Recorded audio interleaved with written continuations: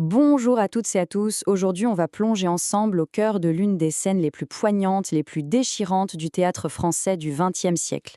Il s'agit du face-à-face final entre Antigone et son fiancé Aimon dans la pièce de Jean Anouilh. C'est une scène d'adieu, oui, mais une scène bien particulière où tout est suggellé, où tout se joue entre les lignes. On va faire une sorte d'anatomie de cette rupture. Une rupture qui n'est pas née de la haine, bien au contraire, mais d'un amour absolu. Et pour bien comprendre, on va commencer par la fin, par cette phrase, cette véritable bombe qu'Antigone lâche. Jamais, jamais, je ne pourrai t'épouser. Mettez-vous un instant à la place d'Aimon, vous entendez ça. Ça sort de nulle part, c'est d'une violence inouïe. Toute notre analyse va donc consister à remonter le fil. Comment est-ce qu'elle en arrive là? Et surtout, pourquoi le fait-elle de cette manière si brutale? C'est le point culminant, vous allez voir, d'une stratégie tragique qui est orchestrée à la perfection. Au fond, la question que pose cette scène, c'est celle-ci. Une question universelle. Comment est-ce qu'on dit adieu à la personne qu'on aime le plus au monde, non pas parce qu'on ne l'aime plus, mais justement à cause de cet amour? Anouilh nous rappelle ici que le grand mythe antique, c'est avant tout un drame qui est profondément, terriblement humain. Antigone, elle, a un but très clair. Elle doit se séparer d'Aimon pour le protéger, et pour ça, elle va utiliser tous les moyens à sa disposition, même les plus cruels. Alors comment s'y prend-elle? Eh bien, elle ne commence pas par une confrontation directe. Non, c'est beaucoup plus subtil. Ça commence par une manœuvre, un adieu, qui se cache sous les traits d'une réconciliation. Aimon arrive, et au lieu de trouver la jeune fille révoltée, têtue qu'il connaît, il tombe sur une femme presque soumise, qui lui demande pardon. C'est le premier acte de sa petite pièce interne. Ce qui est absolument fascinant ici, c'est à quel point cette réplique sonne faux.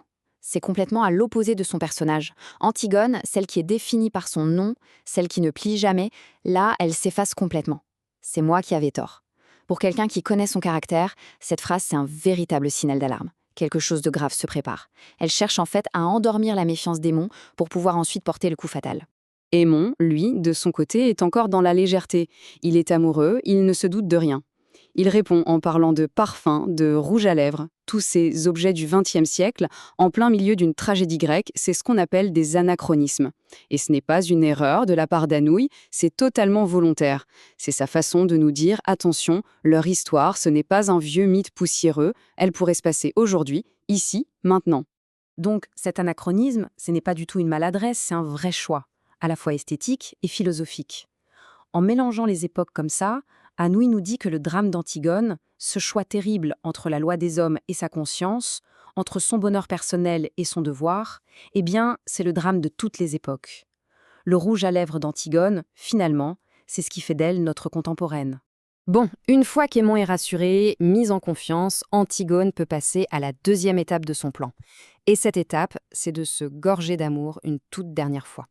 Elle a besoin de certitude. Pas parce qu'elle doute de lui, non, mais parce qu'elle a besoin de faire des provisions d'amour, pour le long voyage en solitaire qu'elle s'apprête à faire. Elle est en train d'amasser des souvenirs. Écoutez bien la fragilité dans cette question. C'est incroyable. Elle ne demande pas « est-ce que tu m'aimes » au présent, non.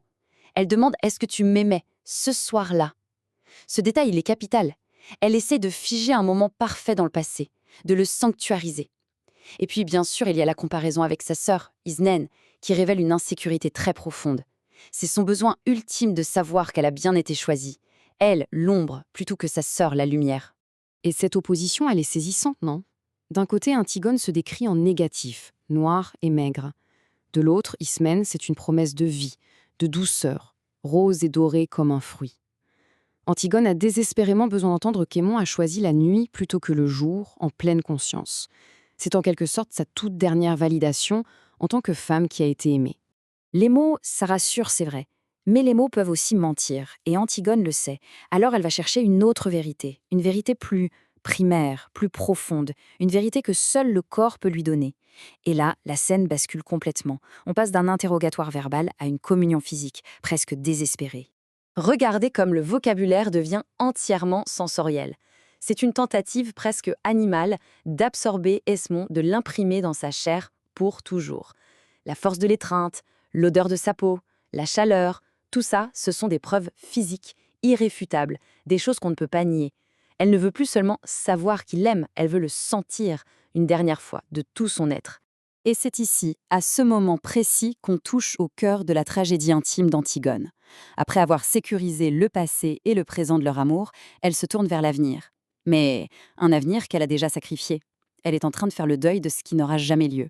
Le point absolument crucial ici, c'est le temps des verbes. Le conditionnel passé, nous aurions eu, je l'aurais serré, c'est le temps de l'irréel, de ce qui aurait pu être mais ne sera pas, c'est le temps du regret. Elle ne parle pas d'un projet futur, elle parle déjà d'un souvenir impossible. Et elle décrit avec une précision déchirante cet amour maternel qu'elle sait déjà qu'elle ne donnera jamais. Il faut bien comprendre ça. Le sacrifice d'Antigone, ce n'est pas juste sa propre vie, c'est la vie de la future femme d'Aimon, la vie de la future mère de leur fils. À cet instant, elle n'est plus seulement la rebelle face à Créon, elle est une mère qui pleure un enfant qui n'est même pas conçu. Et c'est ça qui donne à son choix une dimension de sacrifice total, absolu. Maintenant que le bagage émotionnel est complet, qu'elle a fait ses provisions de souvenirs, Antigone peut passer à l'acte final de sa stratégie, la rupture. Et attention, ce n'est pas un cri du cœur, ce n'est pas une explosion de sentiments, non, c'est une opération chirurgicale, menée de sang-froid, avec une précision glaçante, en 3 temps. Regardez cette construction, elle est méthodique. Première étape, le serment. Elle lui fait jurer de ne pas bouger, de ne pas parler. C'est une sorte d'anesthésie avant l'opération. Deuxième étape, l'aveu. Elle lâche une première information qui le déstabilise complètement en lui avouant qu'elle voulait se donner à lui. Et troisième étape, le coup de grâce. Une fois qu'il est fragilisé, vulnérable, elle porte l'estocade finale. La fameuse phrase du début. La logique est absolument implacable. Seulement voilà, Aimon est sous le choc. Il est paralysé, il ne part pas. Alors elle doit le forcer à partir, le chasser. Et pour ça, elle va utiliser l'arme la plus cruelle, la plus terrible qui soit, leur amour lui-même. Elle va retourner leur intimité la plus profonde contre lui. Cette réplique est d'une cruauté terrible. Le petit garçon, ce rêve qu'elle venait de caresser avec tant de tendresse quelques minutes avant, devient un otage. Elle transforme leur plus beau projet, leur rêve commun, en un instrument de chantage. C'est le summum de ce qu'on pourrait appeler une cruauté nécessaire. Elle doit le blesser si profondément qu'il n'aura pas d'autre choix que de fuir pour la sauver d'elle-même. Et là, on touche vraiment au cœur du paradoxe tragique de la pièce. Pour le sauver, lui, de son propre destin, un destin qui serait de la suivre dans la mort, elle doit détruire ce qui les unit le plus. C'est une logique terrible. Plus son amour pour lui est grand, plus la blessure qu'elle doit lui infliger doit être profonde. C'est une logique sacrificielle qui est poussée à son paroxysme. Une fois qu'Aimon est enfin parti, Antigone prononce cette phrase très étrange, où elle parle d'elle-même à la 3e personne. C'est comme si elle dressait un constat, un acte de décès. Antigone, l'amoureuse, la fiancée d'Aimon, vient de mourir dans cette pièce. Elle constate sa propre mort symbolique. À partir de cet instant, il ne reste plus que l'Antigone du nom, seule, face à son destin. Alors que faut-il retenir de cette scène ? Que c'est un chef-d'œuvre de construction dramatique où chaque mot, chaque silence est une étape froidement calculée vers la fin. Je vous laisse avec quelques pistes de réflexion. Est-ce que l'acte d'Antigone est la preuve d'un amour suprême ou, au contraire, d'un égoïsme ultime qui prive Aimon de son propre choix ? Comment Anouilh, ce n'est qu'un langage si simple, si quotidien, arrive-t-il à créer une tension aussi insoutenable ? Et finalement, est-ce que cette scène ne nous montre pas que le conflit entre le devoir absolu qu'on se fixe et la quête du simple bonheur est peut-être insoluble ? Voilà, je pense, de quoi débattre. Merci beaucoup pour votre écoute.